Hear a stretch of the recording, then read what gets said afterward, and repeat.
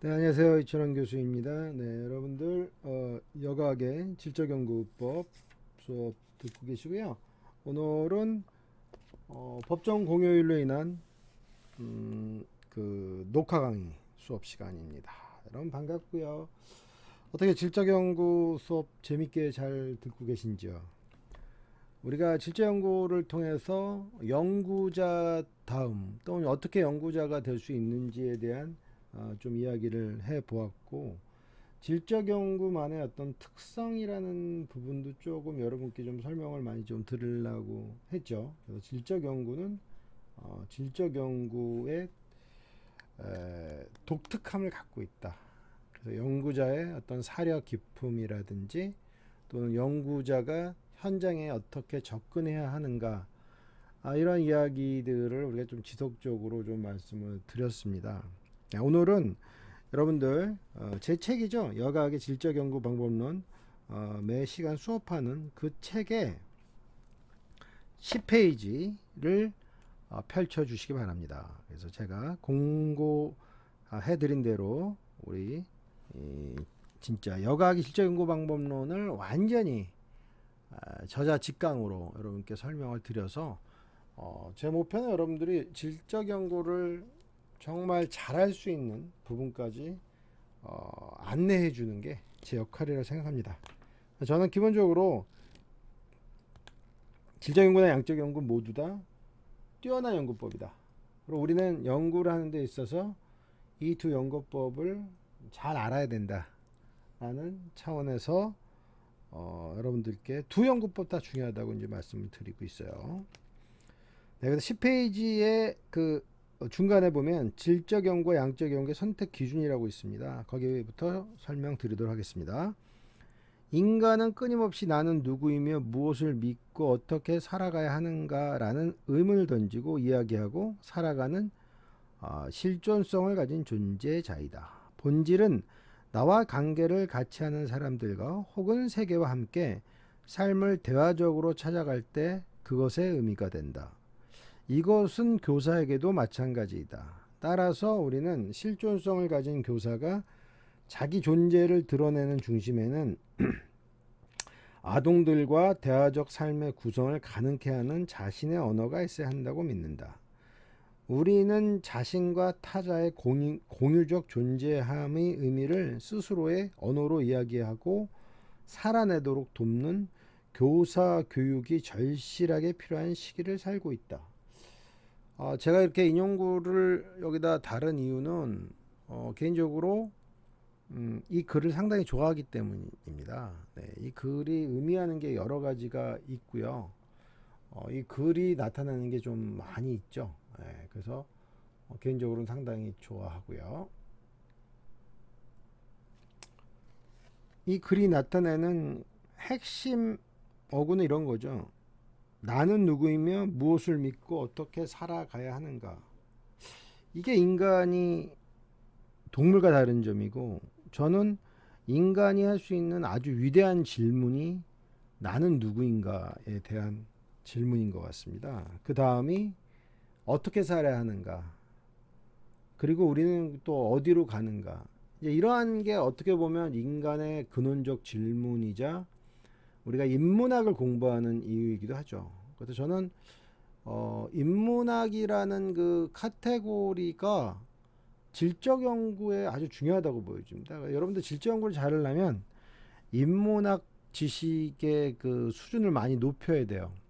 제가 생각하는 인문학적 사고방식을 높이기 위해서는 독서 그리고 사색이 중요합니다. 그냥 독서한 것이 아니라 독서하고 그것을 분명히 나의 것으로 만들어야 돼요. 저 같은 경우는 독서한 후에 정말 중요한 키워드를 이렇게 좀 잡아내려고 합니다. 그래서 책에서 키워드 한 20개 또는 뭐 30개, 좀 어려운 책 같은 경우는 50개에서 100개까지도 키워드를 이제 책을 읽으면서 좀 뽑아내고, 그 키워드들을 갖고서 나름대로 좀 이게 연계돼서 생각하는 시간을 조금 가져요. 그게 저는 굉장히 좋은 독서 방식이라 생각하고, 그러한 이 생각의 이음을 가져가는 그런 연습을 하니까 우리가 질적 연구할 때도 상당히 많은 도움이 되더라는 거죠. 질적 연구도 결국은 우리가 현상에서 나온 중요한 개념들을 이어나가는 것, 해석해 나가는 그 과정이거든요. 그 이 단어가 나타나는 그 연구자는 뭐냐면 아동과 대화적 삶의 구성을 가능케 하는 자신의 언어가 있어야 한다. 교사뿐만 아니라 우리 요걸 좀 바꿔서 질적 연구자는 자신만의 언어가 있어야 한다. 제가 이제 풍부한 기술이 중요하다고 했듯이 풍부한 기술 하려면 자신만의 언어가 있어야 하고요. 그 언어가 없으면 결코 글이 나오지 않게 된다라는 것이죠. 그래서 저는 글을 잘 쓰기 위해서는 이 언어를 잘 다뤄야 되는데 그 다루는 방식이 바로 독서, 사색, 그리고 글 쓰는 연습이라고 보여집니다. 그때 자신의 언어가 생기는 것이죠. 다음 주 보겠습니다. 그래서 위에 글에서 제시한 것처럼 타자와의 대화를 통해서 이해를 해나갈 때 서로 간에 발생하는 의미를 제대로 인식할 수 있다. 제가 수업 시간에 계속 반복되는 키워드가 경험, 체험, 의미, 느낌, 감정, 상호작용 이런 거라고 했죠. 그 중에서도 우리 질적 연구의 키워드로 1등, 2등 정도 달리는 그 단어가 바로 의미입니다. 영어로 meaning이죠. 그래서 우리는 그 현상의 의미는 무엇인가? 한 단계 더 나아가서 그 사람의 경험의 진정한 의미는 무엇인가를 파악하려고 노력하는 그 작업이 바로 질적 연구다라고 여러분들이 좀 생각해 주셨으면 좋겠습니다. 이게 왜 중요하냐면 이러한 그 개념을 갖고 있어야지만 여러분들이 질적 연구를 대할 때 질적 연구에 대한 접근 방식이 달라지게 됩니다. 내가 분석하고 밝혀야 되는 것이 의미구나. 이거를 파악하는 것이 상당히 중요하다는 것이죠. 그래서 이와 같은 의미를 이해하고 탐구해가는 것이 바로 질적 연구의 방향이다. 연구 방법은 일정한 학문적 전통과 연결이 되어 있다. 우리는 컴퓨터 기술이 발전하고 통계 기법들이 발전함에 따라 양적 연구는 당연히 학문의 주류가 되었습니다. 그리고 양적 연구의 장점이라는 것은 대규모 연구에 굉장히 쉽죠. 또한 표준화라는 부분에 기여를 하게 됩니다. 우리가 표준화된 어떤 결과를 나올 수가 있고 우리의 어떤 그 결과들이 한국에서의 결과, 미국에서의 결과가 동일하면 우리가 특정한 학술 활동을 통해서 결과를 만들 수도 있고 또한 그 만든 것을 갖고 다시 한번 일반화시킬 수 있는 길로 가기가 쉽다는 것이 바로 양적 연구의 중요한 특성이 되겠죠. 그러다 보니 대학에서 연구법 수업은 양적 연구 설계와 분석 방법을 가리키는 것이 여지껏 중요시 되었다. 또한 이와 더불어서 연구비를 지원하는 여러 기관에서도 양적 연구를 선호할 수밖에 없었다는 것이죠. 우리는 어떠한 그 이론을 갖고서 이론이 발전되다든지 또는 그걸 통해서 10,000명, 10만 명의 탁월한 효과를 보이는 결과를 선호할 수밖에 없죠. 어떻게 보면 우리는 이거를 산업화라고 할 수도 있고 또 우리는 또 현대화라고 할 수 있는 그러한 그 시대에 살면서 이러한 흐름이 고착화되기 시작했다는 것이죠. 이런 와중에 질적 연구와 양적 연구의 논쟁은 계속 발생했습니다. 특히 이러한 논쟁은 미국의 경우는 1980년대 더 논쟁이 심해졌죠. 그래서 양적 연구는 우리는 경성 과학이다. 그래서 하드 사이언스라고 부르죠. 그 이유는 뭐냐면 연구 전개에서 수 비율이나 퍼센타일이 사용이 잘 되고 결과는 결국 도표나 그래프로 작성이 되어집니다. 어떻게 보면 좀 딱딱한 과학이 되는 것이죠. 딱딱한 과학이다. 네. 그래서 하드 사이언스다라고 할 수 있고요. 그렇다면 우리는 질적 연구와 양적 연구의 이론에 대한 접근상 큰 차이는 무엇일까?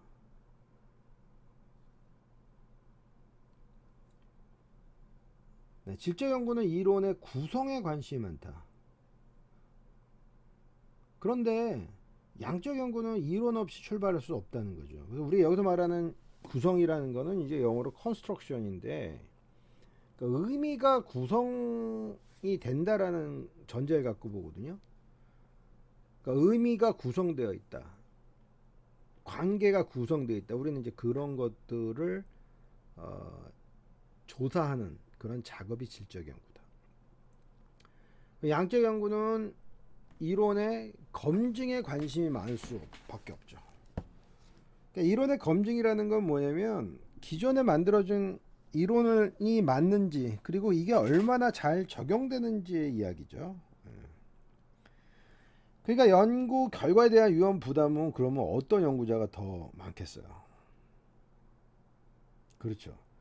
질적 연구자가 연구 결과에 대한 부담은 훨씬 클 수밖에 없죠. 왜 크죠? 질적 연구는 이게 어떻게 보면 이론이 없이 현상으로 직접 들어가잖아요. 현상으로 직접 들어가는 소위 게이닝 엔트리를 하다 보니까 우리는 결과에 대해서 부담을 크게 느낄 수밖에 없죠. 이론이 있다면 어떤 방향성이 정해져 있죠. 그러나 그런 게 없다. 그러니까 양적 연구자의 경우에는 과거에 제시된 연구 결과에 대한 그런 검증을 하는 역할을 하니까 어떻게 보면 좀 부담이 덜합니다. 우리 양적 연구에서는 결국은 이게 뭐 채택됐냐 기각됐느냐, 이게 소위 서포트 됐냐 리젝트 됐냐의 이야기죠. 더 중요한 거는 이제 리젝트 됐을 때 그걸 어떻게 디펜스 하냐의 문제인 거죠. 예. 그죠. 그거에 대한 이슈가 중요하지. 사실은 질적 연구보다 양적 연구는 어떻게 보면 조금 심적 부담은 좀 덜하다고 볼 수 있겠죠.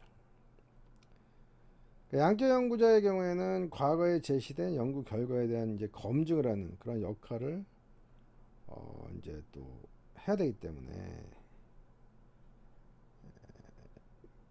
그 부담은 좀 덜할 수밖에 없고, 그러나 질적 연구는 현상에 이루고 있는 그 의미에 대해서 뭐를 하죠? 이해한다, 언더스탠딩 한다. 그 다음에 이를 다시 발견하고자 하는 연구 태도를 가져야 되니까 결과 설명이 굉장히 부담이 될 수밖에 없다. 네. 특히 새롭게 나온 현상들, 우리 예를 들자면 코로나 때 일어난 여러 가지 어떤 다양한 현상들은 기존의 가이드라인이 없다는 거예요. 이 기존의 가이드라인이 없으니까 우리가 이거를 설명하기가 또 상당히 어렵고 힘들고, 어떻게 본다면 거기서부터 많은 스트레스를 받을 수밖에 없죠. 그래서 사회과학에서의 경험론이라는 것은 소위 그 임피리시즘이라는 것은 예측 수량화 측정과 가설에 대한 논리적 검증을 여지껏 강조하였습니다. 그래서 이 경험론이라는 것은 양적 연구의 하나의 틀이었죠. 그러니까 이러한 전통의 연구자가 새로운 이론을 창출해내는데 어떻게 보면 제한이 될 수도 있었습니다. 이 정해진 틀로만 연구를 하니까. 양적 연구는 유효한 가설을 검증하고 연역적인 논리를 적용하죠. 그런데 질적 연구는 뭐죠? 우리 저번에 했던 사회적인 실체, 사회적 실체라는 것은 사회적 세계, 수업 시간에 했던 그 소셜 월드 안에 구성된 실체, 사람을 사회적 관계 속에서 만들어진 실체로 본다라는 것, 소셜 리얼리티를 이야기하는데, 이런 것들은 의미지향적, 관계지향적으로 구성됐다는 거죠. 그러니까 이런 사회적 실체를 바탕으로 접근하니까 이 사회적 실체는 꼭 이론으로 재단할 수는 없을 수도 있다. 네, 그래서 여기서 말하는 그 사회적 실체는 객관적인 내가 아니다. 사회적 의미로 해석 가능한 나다. 여러분 여기 좀 밑줄 그어주세요. 이게 굉장히 중요한 얘기입니다. 그러니까 우리가 공부하고 있는 사회적 실체는 객관적인 내가 아니다. 우리 이철수 체육교사 이야기 해드렸죠. 이철수 씨는 남자이고 키 175cm고 군필의 체육교사라는 그런 객관적 조건도 있지만 또 사랑하는 아내의 나를 아주 사랑해주는 아내가 있고 나를 너무 잘 따르는 아들이 있고 또 우리 어머니한테는 효자 아들이고 이러한 개념이 사회세계 내에 나의 모습을 규정짓는 소셜 리얼리티죠. 근데 이거는 뭐 쉬운 개념은 아니지만 우리가 질적 연구를 해 나가면서 반드시 이해해야 되는, 인식해야 되는 개념입니다. 그러니까 사회적으로 의미가 해석 가능한 나다. 그렇기 때문에 질적 연구는 나를 사회생활 안에서의 사회 구성체, 소셜 컨스트럭션의 하나의 요체로 분석을 하고 있다는 것이죠. 특정 집단에서 형성된 사회적 실체라는 의미가 다른 집단의 실체와는 차이를 보일 수밖에 없죠. 제가 얘기했듯이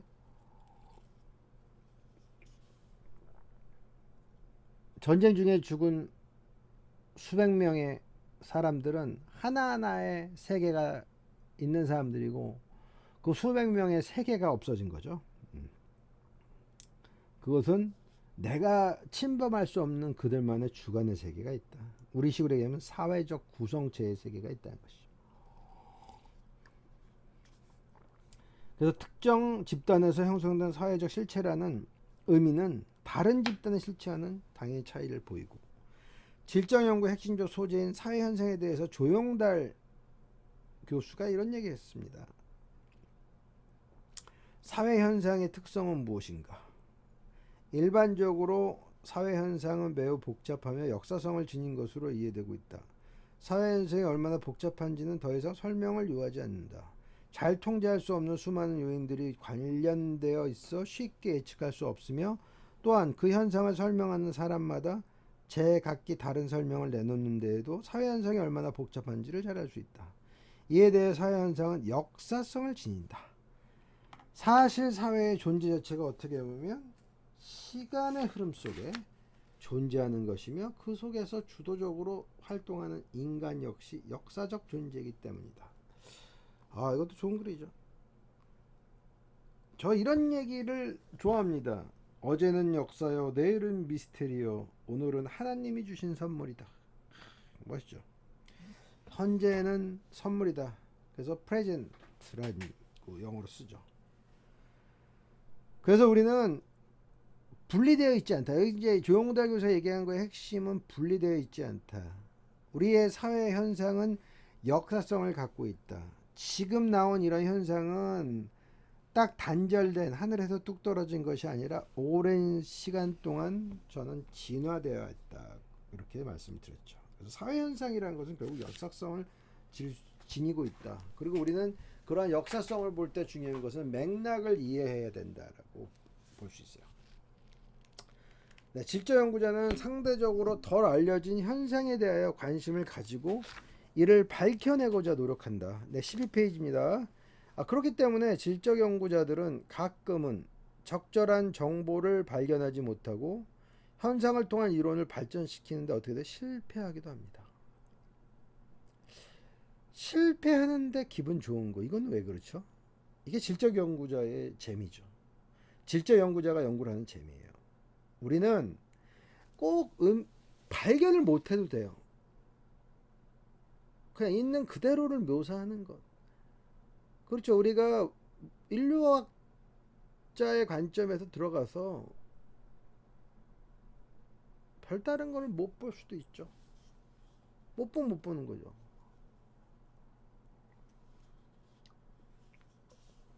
그렇죠.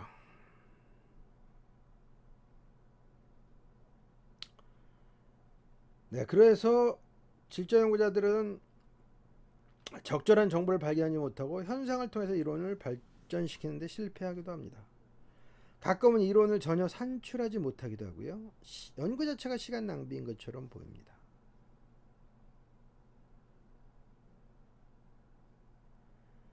근데 우리 이런 질문할 수 있죠.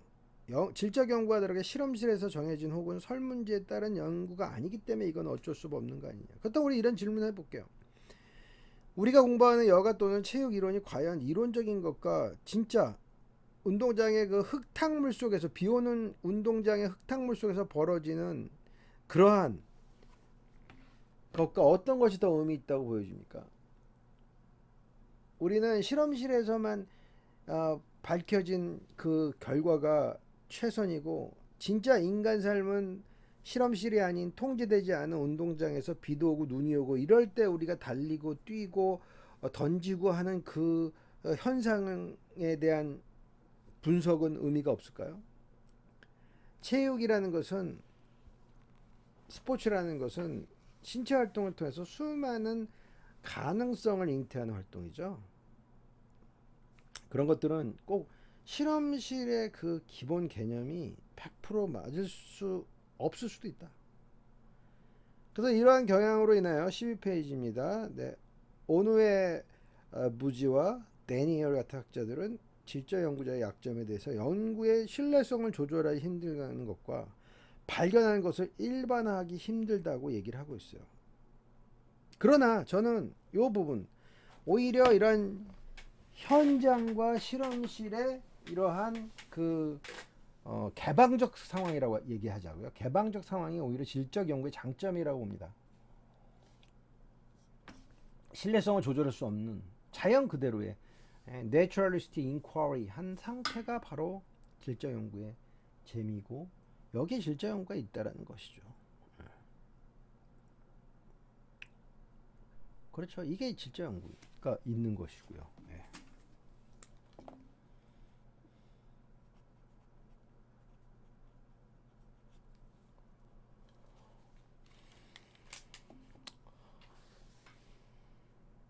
네, 12페이지입니다. 네, 연구 사례 1.2 밑에요.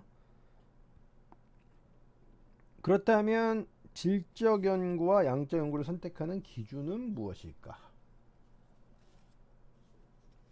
첫째, 연구 주제에 따라서 선구법이 달라진다. 신경림외가 연구한 바에 의하면 연구 주제를 근거하여 문제를 선정하는 기준으로 다음과 같이 말하죠. 연구 주제의 선정은 본질적으로 상상력, 통찰력, 독창력에 근거한 창조적인 과정이다. 여러분 여기 밑줄 그어주세요. 너무 저는 요 문장이 좋습니다. 우리가 연구 주제, 제가 중요하다고 그랬죠. 질적 연구의 포인트는 연구 주제에 있다. 여러분들이 통계가 하기 싫어서 또는 잘 못해서 질적 연구하는 것이 아니다라고 제가 누차 강조하죠. 그 백그라운드가 바로 뭐냐면, 질적 연구는 철저하게 연구자의 상상력, 통찰력, 독창력, 이 세 가지가 융합되는 멋진 연구 주제를 뽑아야지만 의미가 있습니다. 그래서 이러한 과정에서 마음에 떠오르는 아이디어를 일단 기록해 가면서 계속 다져가는 것은 연구 초기 단계에서 취하는 좋은 방법이다. 그래서 질적 연구자는 기록을 굉장히 잘합니다. 제가 여러분께 첫 시간에도 얘기했듯이 연구 노트 반드시 쓰셔야 돼요. 그래서 저는 그 질적 연구를 시작하면서부터 좋았던 것은 연구 노트 겸 메모장을 거의 매일 씁니다. 지금도 연구 독서에 대한 그 메모장을 계속적으로 쓰고 뭐 정리도 하고 뭐 그렇게 하거든요. 네? 그래가지고 그걸 통해서 제가 필요한 걸 제가 취하는 그런 연습을 해요. 근데 질적 연구자가 바로 그렇게 해야지 좋은 연구를 얻을 수 있고요. 좀 질적 연구하기 위해서 많이 메모해라. 생각을 많이 글로 바꿔봐라. 연구 계획을 구조하기 위한 질문은 이러한 아이디어를 연구할 수 있는 문제로 바꾸는 데에는 많은 불기적인 단계가 있으나, 각 단계는 문제의 범위를 좁히고 개념을 다듬고 정의하는 목표를 향해 진행하게 된다. 연구 문제를 최종적으로 선정 시 고정된 규칙은 없으나 문제의 의의성, 연구 가능성, 용이성, 그리고 연구자의 관심 등이 그 기준이 될 수 있다. 그래서 우리는 연구자가 연구 문제를 선택할 때 연구의 가능성, 어떻게 보면 연구자가 진짜 관심이 있나. 그 다음에 또 한편으로 이 신경림 교수들이 얘기했던 거를 하나 덧붙이면 독창적일 수 있나. 그러니까 내 연구가 독창적이어야 돼요.